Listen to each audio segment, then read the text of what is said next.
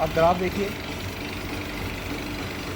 इस वक्त जो आपका ग्राफ आ रहा है 1460 70 पे आ रहा है 284 पे। अब ये देखिए कि 240 इंटरवल जो है उसके पूरा सेंटर में आ रहा है। इसको रियल टाइम ग्राफ बोलते हैं, जो नॉर्मली मशीन में आपको दिखाई नहीं देता।